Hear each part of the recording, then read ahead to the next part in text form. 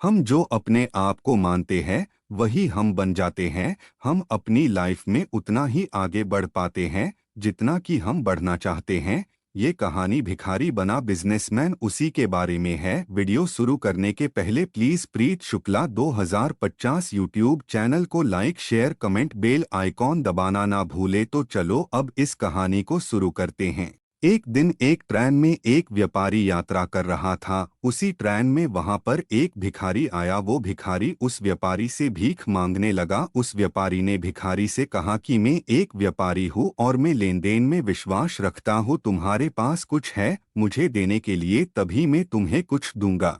उस व्यापारी की बात ने इस भिखारी के दिल को छू लिया। अब भिखारी ने मन में ये निश्चय कर लिया कि जब भी कोई व्यक्ति मुझे कुछ भी भीख देगा तो बदले में मैं भी उसे कुछ न कुछ दूंगा।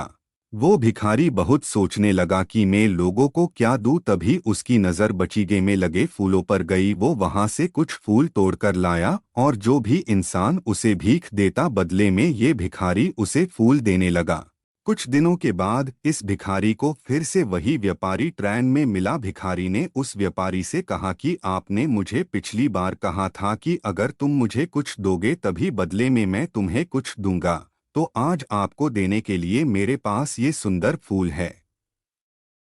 उस व्यापारी ने इस भिखारी से फूल लेकर उसे बदले में बहुत अच्छी भीख दी और कहा कि आज तो तुम भी मेरी तरह एक व्यापारी बन गए हो। उस व्यापारी की बात सुनकर वो भिखारी मन ही मन बहुत खुश हो गया था और वो सोचने लगा कि अब तो मैं भी एक व्यापारी ही हूँ, क्योंकि व्यापार में यही तो होता है कि हम किसी को कुछ देते हैं और बदले में हमें कोई कुछ देता है। कुछ दिनों के बाद इस भिखारी को फिर से वही व्यापारी ट्रेन में मिला। भिखारी ने उस व्यापारी से कहा कि आपने मुझे पिछली बार कहा था कि अगर तुम मुझे कुछ दोगे तभी बदले में मैं तुम्हें कुछ दूंगा, तो आज आपको देने के लिए मेरे पास ये सुंदर फूल है।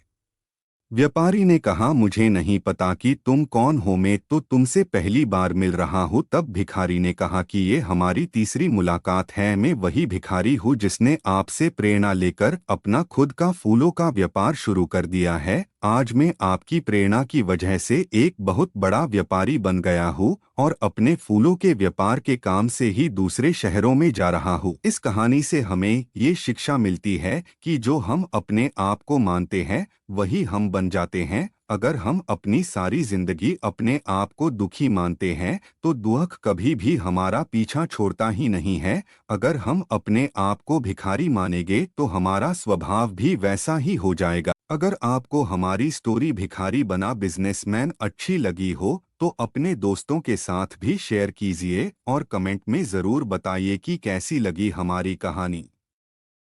जो न होना था वो मुझे होना पड़ा, आज खो कर तुझे जिंदा रहना पड़ा।